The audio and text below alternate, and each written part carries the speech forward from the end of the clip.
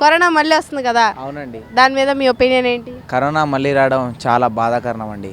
ఎందుకంటే చాలామంది చనిపోయారు, కోట్లాది నష్టం వచ్చింది, వచ్చింది కోట్లాది నష్టం వచ్చింది. చాలామంది ప్రాణాలు పోగొట్టుకున్నారు.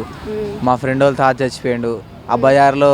ఆయన ఎప్పుడూ చచ్చిపోడని, అంటే ఇంకా ముసలోడు చచ్చిపోతట్లేడు అని అనుకున్న టైంలో ఆయన చచ్చిపోతే కరోనా గ్రేట్ అనుకున్నా.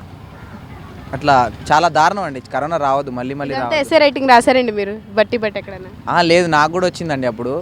చాలా బాధపడ్డా.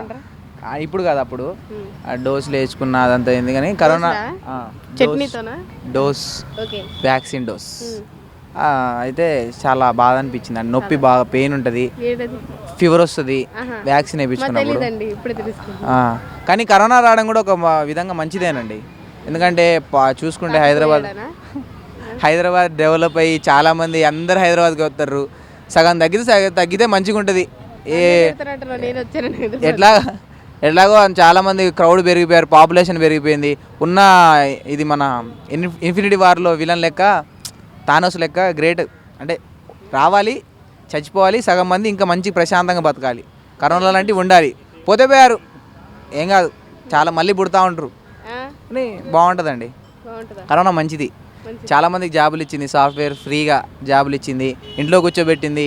ఇంట్లో ఉంటే కొత్త కొత్త ఐడియాలు వచ్చినాయి మనుషులకి. ఏం చేశారు ఐడియాలతో? ఐడియాలు వాడుకుంటాం కదంట. అంటే నేనేంది, నా లైఫ్ ఏంది అనేది తెలిసిందండి కరోనా రావడం వల్ల. కరోనా ఒక మంచి గుణపాఠం అని నేను అనుకుంటున్నా. గుణపాఠం అందరికి. మిమ్మల్ని అడిగాను చూసారా, నా గుణపాఠం అది. Thank you.